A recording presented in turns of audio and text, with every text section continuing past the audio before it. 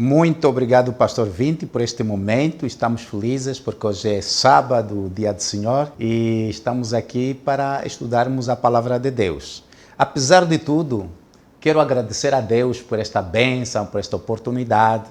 Você está em sua casa e mesmo hoje ainda teremos a oportunidade, mais uma vez, de refletirmos sobre a nossa vida, estudarmos a Palavra de Deus, a razão da nossa existência, por que nós estamos aqui, de onde nós viemos e para onde nós queremos ir. E alguns estão tristes, estão a dizer que as igrejas estão fechadas, mas em contrário, as igrejas não estão fechadas, meus irmãos. Lá onde você está uma igreja. Jesus disse, onde estiver uma pessoa reunida em meu nome, eu serei a segunda pessoa. E onde tiver duas, eu serei a terceira. Onde estiver três, eu serei a quarta pessoa. Então, lá mesmo onde tu estás, na tua casa, neste momento, o Senhor está contigo e aí está a igreja do Senhor. O que estão fechados são os templos e não são as igrejas. A igreja continua viva, adorando ao Deus, Criador do céu e da terra. Esta manhã, prezado irmão, prezada irmã, prezado amigo, você que está me ouvindo, eu queria levar numa reflexão acerca do nosso lar, do lar eterno. Então eu escolhi um tema, quase ao lar. Mas se quase ao lar é porque alguém estava no lar e depois saiu neste lar. É como alguém, por exemplo, que violou um princípio e está exilado e ele tem saudade do lar. Quase ao lar, mas não está lá. O que terá acontecido? Mas para isso nós queremos voltar à palavra de Deus, no livro de Gênesis, onde tudo começou. Pegue na sua Bíblia e vá abrir comigo o livro de Gênesis, aí vamos encontrar alguma orientação sobre a nossa origem, de onde nós viemos, onde estamos e para onde nós queremos ir. Vamos tomar um momento de oração, pedindo a Deus a orientação divina para o estudo da sua palavra. Vamos orar. Nosso querido Deus, nosso Pai que estás nos céus, esta manhã de sábado, no teu santo dia, nós te queremos agradecer como teu povo, como teus filhos. Estamos reunidos cada um no seu lar, mas o Senhor prometeu estar presente. Por isso suplicamos, querido Pai, que venha derramar o teu Santo Espírito para todas as famílias, em particular para os doentes, os angustiados, para que o Senhor seja o bálsamo. Perdoa todos os nossos pecados e abençoe-nos no estudo da Tua Palavra. Pedimos com fé, em nome de nosso Senhor Jesus Cristo. Amém. Agora vamos pegar na nossa Bíblia. Nós teremos muito tempo, mas vamos agora lermos a Palavra de Deus em Gênesis. E para talvez aquele que é a primeira vez, é um contato com a Bíblia, Gênesis é o primeiro livro da Bíblia. E nesse livro, no verso 26, 27, no capítulo 1 de Gênesis, nós encontramos aqui que Deus diz que façamos o homem à nossa imagem e à nossa semelhança. Significa que você que está me ouvindo esta manhã, você é a imagem de Deus, é a semelhança de Deus, você foste feito segundo a vontade e o propósito de Deus.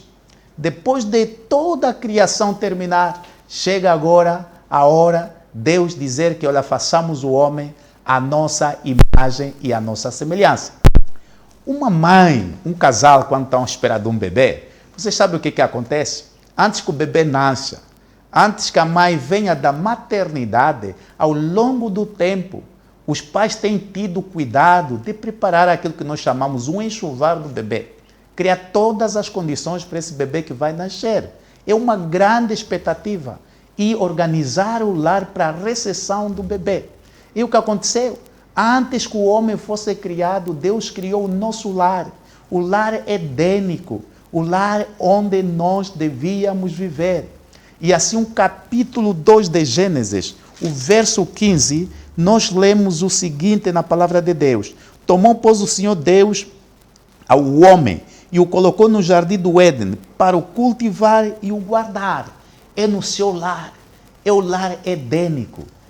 E Deus criou o homem para viver eternamente, para viver uma harmonia, para viver em paz. E não só isso, depois da criação do homem, ainda Deus disse em Gênesis 2, verso 18, Este homem que é Adão, nosso primeiro pai, não é bom que ele esteja só. Vou lhe fazer uma companheira, uma ajutora. E se realiza o primeiro casamento. E no versículo 24, Deus disse: por isso deixará o homem, pai e mãe, e se une à sua mulher, tornando os dois numa só carne. Esse era o propósito de Deus. E depois da criação do homem, Deus realiza o primeiro casamento. A mulher veio do homem, mas Deus devolve para o homem. No ponto de vista da criação, de um homem, Deus fez duas pessoas. Mas no ponto de vista do casamento, de duas, ele fez só uma pessoa.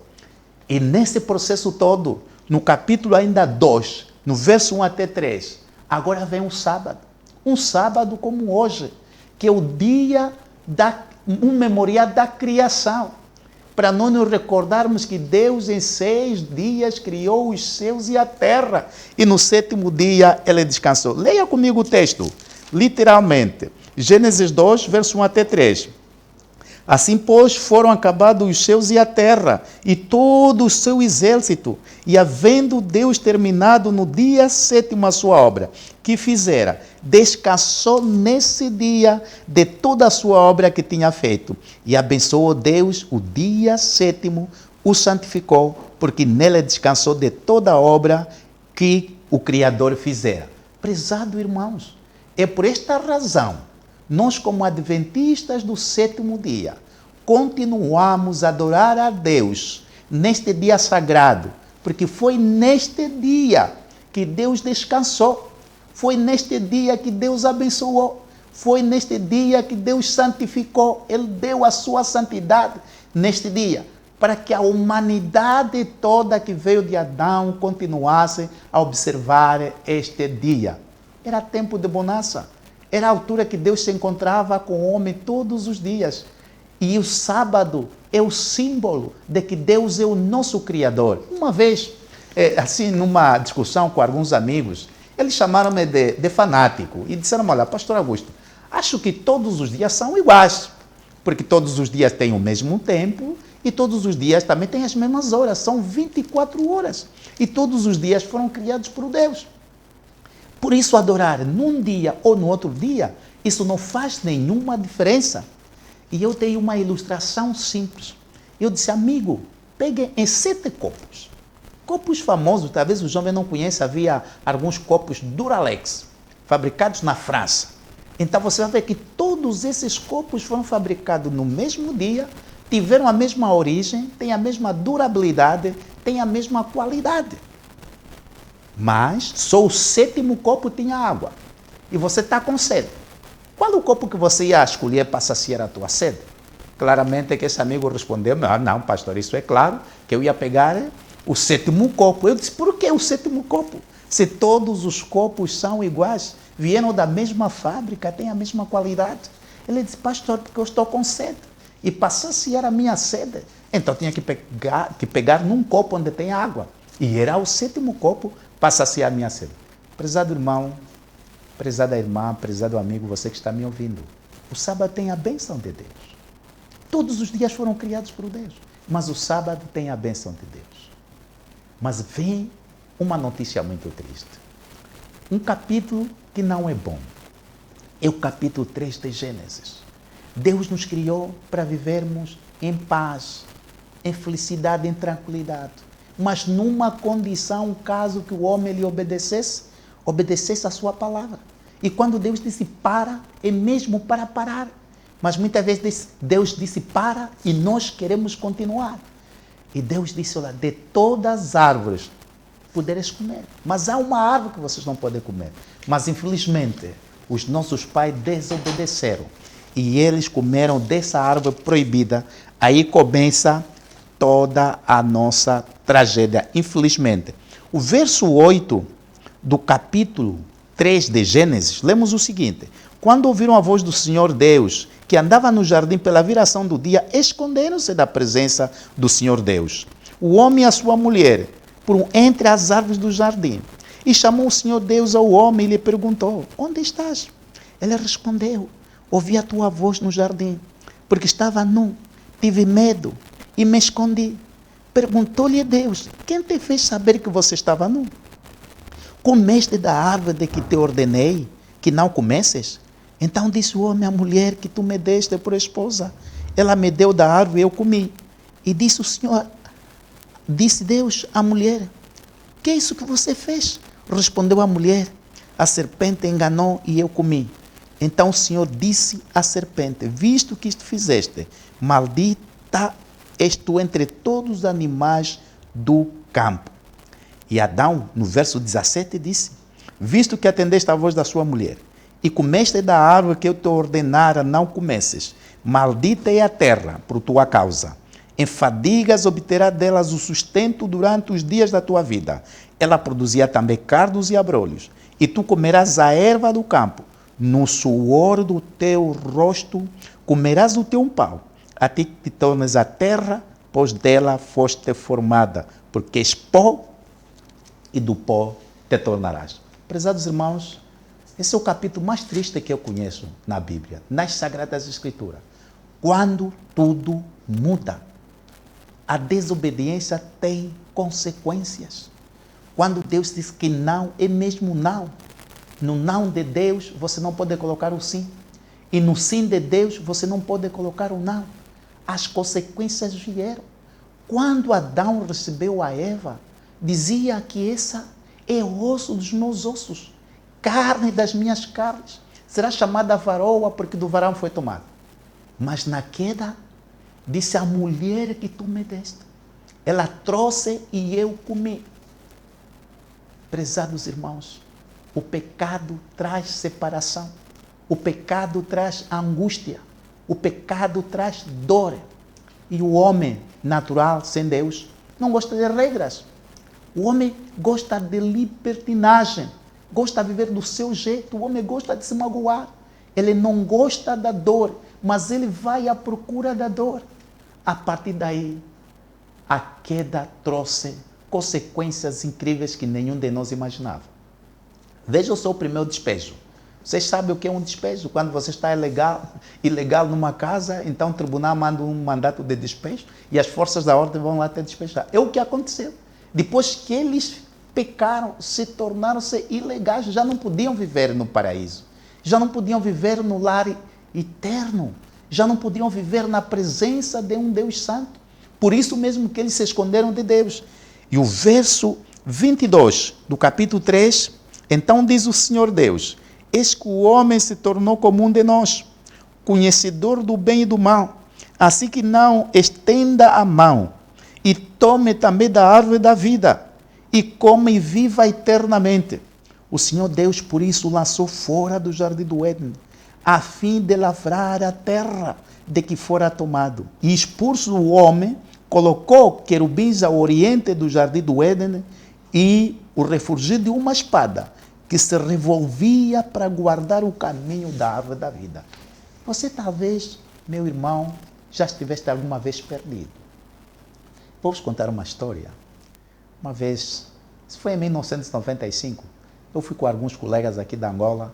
Nós estávamos a caminho da Holanda e fizemos uma escala na cidade de Bruxelas, capital de Bélgica, e passamos aí à noite, na sede de uma das nossas associações da Igreja Adventista do Sétimo Dia.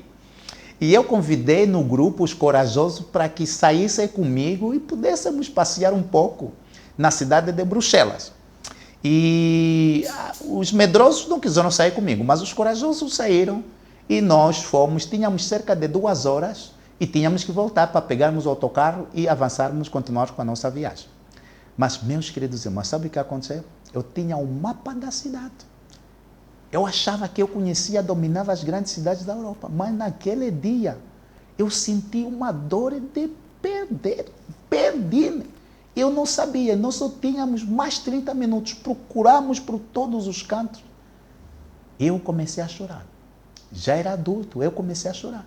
E os meus colegas começaram a dizer: pois, você tem mania de dizer que você conhece os caminhos. Olha só o que aconteceu. Se nós ficarmos aqui, vamos comer o quê? Vamos dormir aonde? Eu senti aquele peso e aquela responsabilidade toda.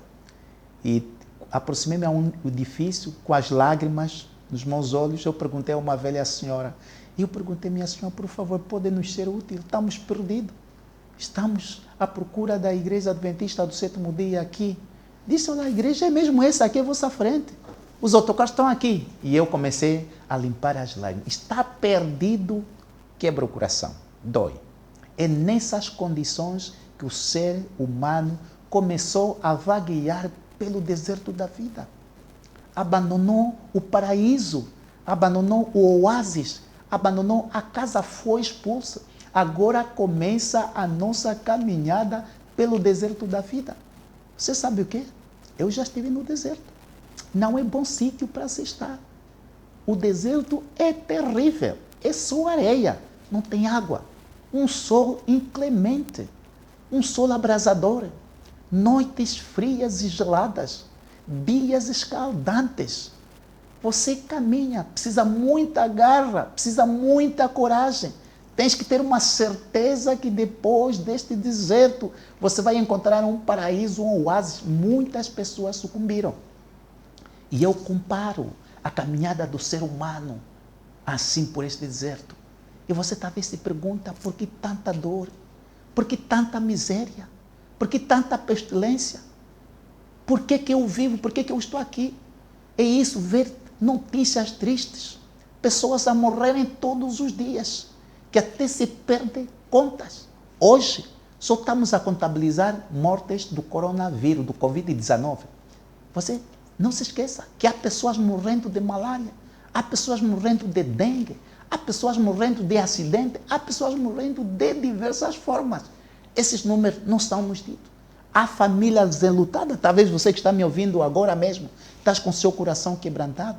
Talvez você tenha perdido um ente querido, um amigo, ou você recebeu uma notícia. No tempo desse de quarentena, você não pode sair de casa.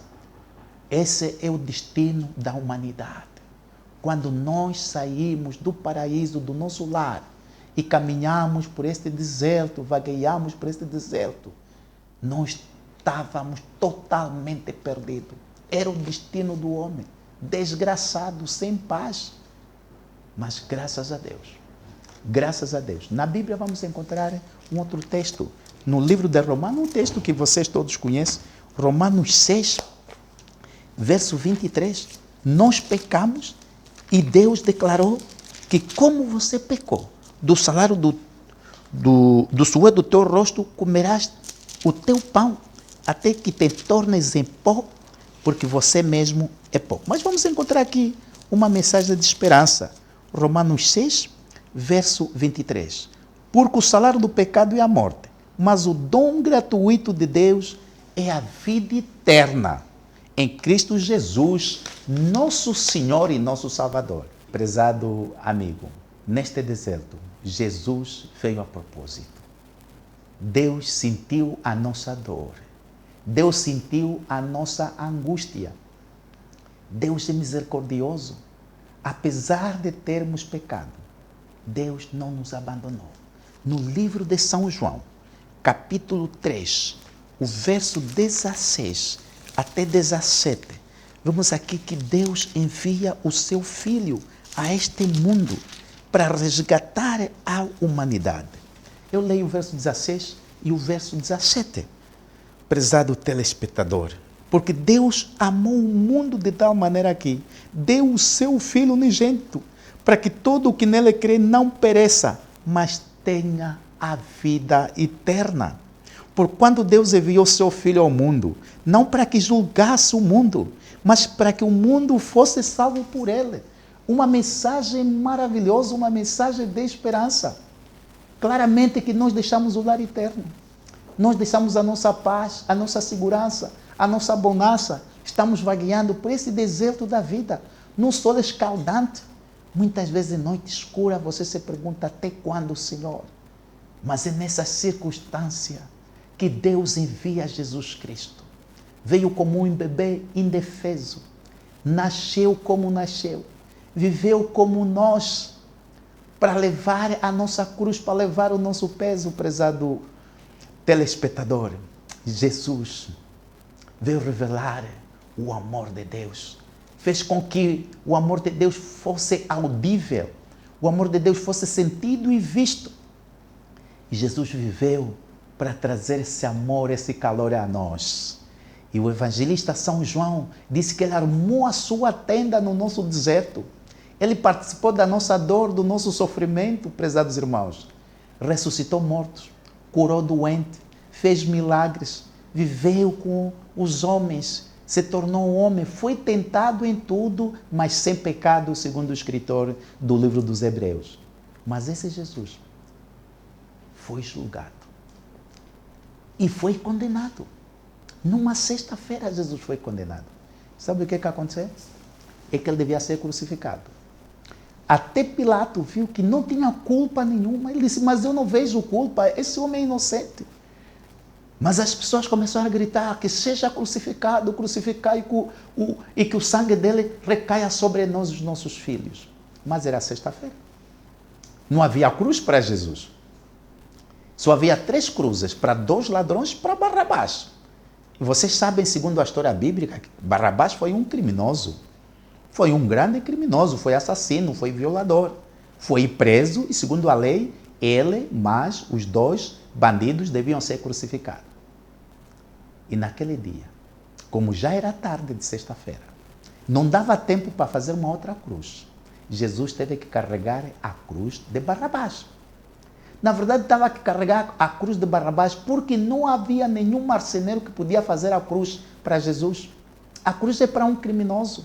A cruz é para um pecador. A cruz não é para Jesus. E como Jesus precisava de levar uma cruz na substituição de um pecador, ele levou a cruz de Barrabás. Barrabás era forte e mais poderoso fisicamente.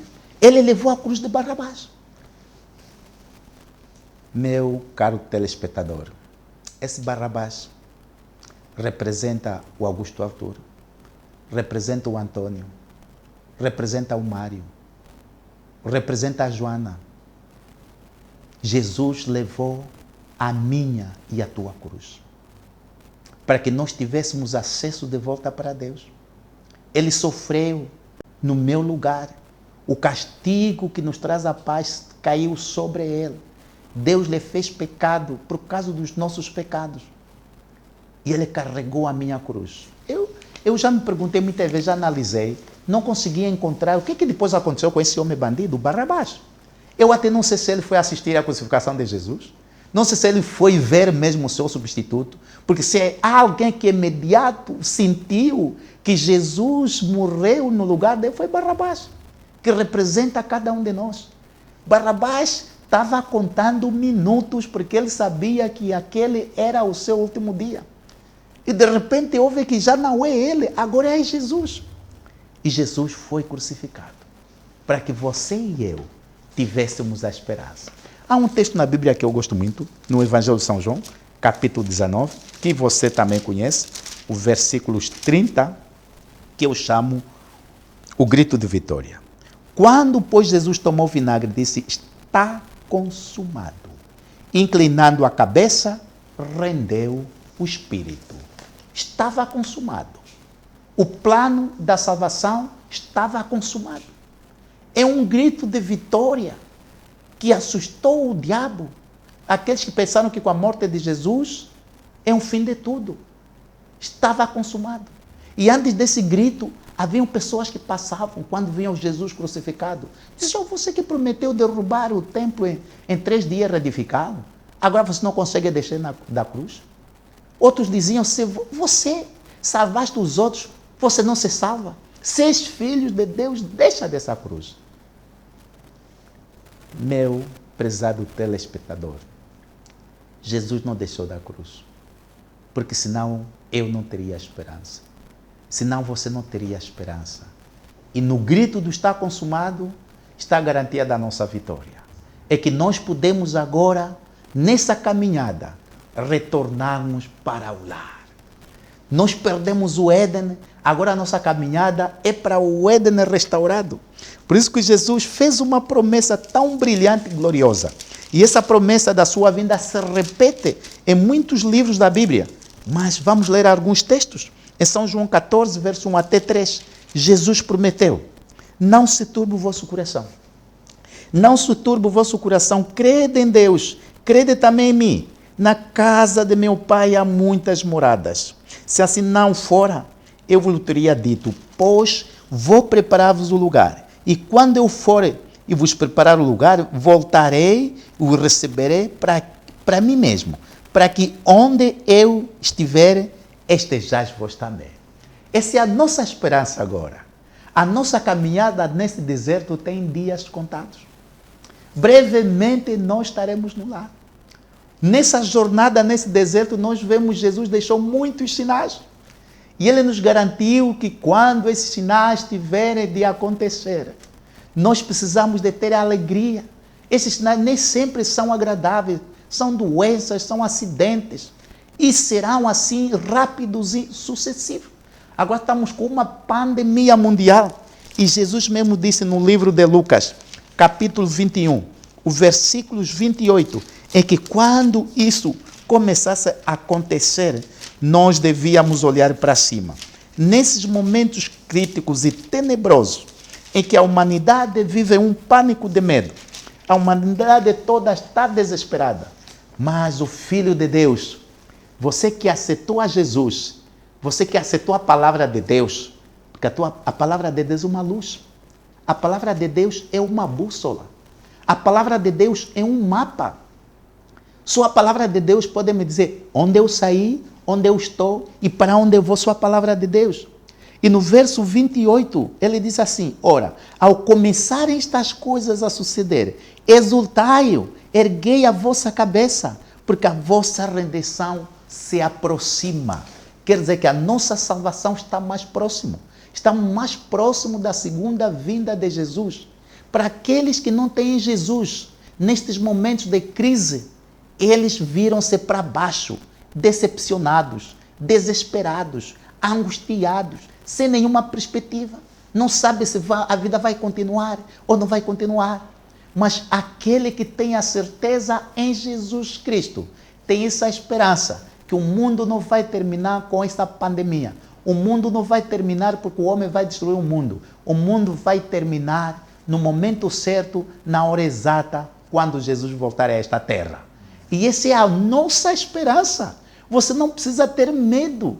E porque Jesus que morreu, levou os meus pecados. E a morte que eu posso morrer é hoje. É sono. Porque um dia eu vou ressuscitar. A Bíblia fala que aqueles que dormem em Cristo, eles dormem em Cristo, ressuscitarão. E Paulo disse, nós que ficarmos vivos, não precederemos os que dormem. A nossa sorte mudou com a morte de Jesus. O deserto não é mais deserto, é uma caminhada mais leve. Precisamos, prezados telespectadores, termos essa certeza da presença de Deus. E não vamos só buscar Deus nesses momentos de aperto, mas vamos buscá-lo enquanto nós vivermos. Porque a sua palavra é absoluta, é a única verdade. Ainda tenho mais um texto do apóstolo Paulo. Paulo que conhecia também os tempos, ele viveu naquele tempo. E eu que estou vivendo nesse tempo, até estou mais avançado, sei que estou mais avançado do que o próprio Paulo no seu tempo. Capítulo 13 de Romanos. Capítulo 13 de Romanos, os versículos 11 até 14, dizia o apóstolo Paulo, o dia está próximo. E digo isto a vós outros, que conheceis o tempo. Paulo falava com certeza que você conhece o tempo. Você que tens a Bíblia, você que aceitou a Jesus, você conhece o tempo. Você sabe por que esses sinais estão acontecendo. Os ateus não sabem. E eu li histórias de alguns que estão se convertendo agora por causa da pandemia. Porque eles não têm resposta para todas as crises da humanidade. O mundo pula de uma crise a outra crise. Mas Paulo disse, vocês que conheceis o tempo, já é hora de o despertardes do sono. Porque a nossa salvação está agora mais perto do que quando no princípio aceitamos a fé. A nossa salvação. Em outras palavras, a segunda vinda de Jesus está mais próximo agora do que quando, caro amigo, você aceitou a Jesus. Todos esses são sinais da segunda vinda de Jesus. Nós estamos quase ao lar. E Paulo ainda continua no verso 12. Vai a alta noite e vem chegando o dia. Deixemos, pois, as obras das trevas e revistamos das armas da luz. É tempo, vai à noite. E se você me perguntasse, caro ouvinte, Que horas são no relógio de Deus? Eu ia te responder que são 23 horas e 59 minutos. São 23 horas e 59 minutos. Só temos um minuto profético e veremos Jesus vir para nos levar para o lar. Por isso nós temos a nossa responsabilidade. Vivermos como filho da luz. Não importa onde nós estivermos, na nossa família, com os nossos filhos, com a nossa esposa, marcarmos uma diferença. Vivemos a realidade dessa esperança. E Pedro dizia na sua epístola, sabendo que todas essas coisas vão perecerem, que gente vos convencer agora? Sabendo que tudo isso vai terminar. E ele nos aconselha, deixemos todas as obras da carne. Andemos dignamente, como em pleno dia. Não em orgias e bebedice, não em imundícias, mas revestivos do Senhor Jesus Cristo. E nada disponhais para a carne no tocante às suas concupiscências. Nós estamos próximos do lar. Eu te convido, mesmo que a caminhada pareça assim difícil, pareça dolorosa, mas o meu conselho é, não desista. Cristo vem logo. Você não precisa desistir. Uma vez, eu fiz uma viagem de bicicleta, 750 quilômetros pedalando, pelos desertos da Angola. Havia sítio que eu tinha que carregar a minha bicicleta, porque era muita areia. Atravessei rios de canoa. Mas sabe o que aconteceu? Eu uma vez senti uma canseira durante aquela jornada. Era noite. E eu disse ao meu colega, eu não posso avançar. E ele disse, não, estamos próximos a uma aldeia. Eu ouço já os galos aqui a cantar. Eu disse, mas eu não tenho mais força. Eu não consigo. Ele disse, faça só um esforço. E na verdade estávamos a 1 quilômetro da aldeia. Muitos tão cansados. E dizem que já ouvimos falar que Jesus vai voltar e brevemente estaremos no lar. E nada está acontecendo. E quando você sentir a canseira numa viagem, nunca é no início da viagem. A canseira é sempre no fim da jornada. Quando você se sente cansado, agora você está mesmo próximo ao lar. E ainda tem outro texto no livro de Apocalipse, que eu também quero ler contigo esta manhã. Apocalipse 22, nas palavras do próprio Senhor Jesus, na garantia e na certeza da sua volta para nos levar a casa. 22, verso 7, diz assim, eis que venho sem demora, bem-aventurado aquele que guarda as palavras da profecia deste livro. Eis que eu venho sem demora. E quando Jesus vier, aí nós estaremos de regresso para a nossa casa, para a nova Jerusalém, para o lar eterno. Nós estamos quase. E João, descrevendo essa cidade, disse, eu vi um novo céu e uma nova terra, pois o primeiro céu e a primeira terra passaram. O mar já não existe.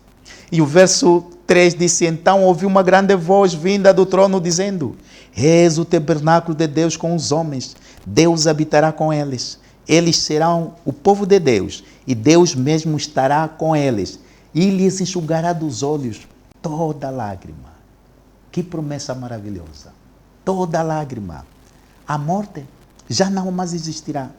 Já não haverá luto, nem pranto, nem dor, porque as primeiras coisas são passadas, caro amigo. Lá estaremos salvos. Não viveremos esses momentos de quarentena. No céu já não há quarentena. Não haverá coronavírus, Covid, Marburg, ébola. Isso tudo será uma história da caminhada no deserto. Por isso você precisa de te entregar a Jesus. A primeira vinda de Jesus como Messias foi o acontecimento histórico mais importante da humanidade. Porque ele nasceu como um bebê. Nasceu como um Salvador, ele veio como um Messias. A segunda vinda de Jesus para nos buscar e levar-nos ao lar será o maior acontecimento profético no futuro. Mas a vinda de Jesus hoje e agora no teu coração será o acontecimento mais importante. Se você já aceitar a Jesus como teu Salvador pessoal, como teu amigo, e Ele que te garantiu que eu estou contigo todos os dias, até a consumação dos séculos, você não precisa ter medo. Você não precisa viver num pânico. Você não precisa ter receio. Você não precisa Você precisa cantar como Davi, que o Senhor é meu bom pastor e nada me faltará. Ainda que eu ande pelo vale da sombra da morte, eu não temeria mal algum, porque o Senhor é teu pastor, Ele garante estar contigo. Eu quero terminar esta reflexão bíblica esta manhã pedindo, querido irmão, querida irmã, você que está aí do outro lado me ouvindo no seu lar, eu estou aqui na minha casa. Eu pessoalmente quero me entregar de novo nas mãos de Jesus.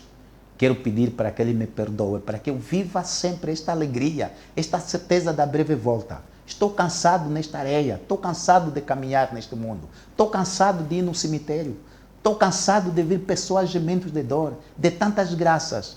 É hora de partir, mas nós estaremos indo para o lar se que nós estivermos preparados para tal. Quando Jesus vier, vai encontrar dois grupos. Aqueles que vão gritar, esse é o Senhor a quem nós aguardávamos, na sua salvação gozaremos eternamente, e aqueles que vão lhe fugir. Ah, rocha cai sobre nós. De que grupo que você quer estar? Eu quero que você entregue o seu coração a Jesus. E no meio da tempestade, tenha paz no teu coração. Quando o mundo todo olhar para baixo, decepcionado, com os eventos finais da história do mundo, você levanta os teus olhos, olha para cima, olha para Jesus. Quando mais escura for a noite, mais brilhante será o dia. Quando a tempestade for violenta, mais gostoso será a bonança, mais gostosa será a bonança. Então, com Jesus, eu quero que Jesus acalme o seu coração. Acredite nele, nessa certeza. Que Deus te abençoe. E se você quer entregar o seu coração a Deus, aí mesmo onde você está, coloque-se de pé. E eu vou fazer uma oração. Vou fazer uma oração para te colocar nas mãos de Deus, para que você viva em paz e tranquilo. Então vamos orar. Aí mesmo onde tu estás, feche os olhos comigo e vamos orar. Nosso eterno Deus, nosso querido Pai que estás nos céus, esta manhã do sábado, nós te queremos agradecer, Senhor. Tu és o nosso Criador, mas nós nos desviamos do plano original. Mesmo assim, o Senhor enviou seu único Filho, Jesus Cristo, para a nossa rendição, para a nossa salvação. Querido Pai, nós te agradecemos. Abençoe o meu irmão, a minha irmã, que está em sua casa, que neste momento fechou os olhos, está se dedicando, querido Pai. Perdoe os seus pecados, aceite-lhe como teu filho e que ele tenha parte e acesso à Canaã Celestial quando Jesus vier. O abençoe, querido Pai. Eu não conheço quem ele é, mas o Senhor conhece os seus problemas, os seus desafios. Muitos estão com corações quebrantados, muitos deles estão sofrendo, têm muitas dúvidas. Mas, querido Pai, console os seus corações. Deixa-lhes aquela paz que só Jesus pode dar. Nós pedimos e agradecemos. Em nome do Senhor Jesus, o nosso Salvador. Amém.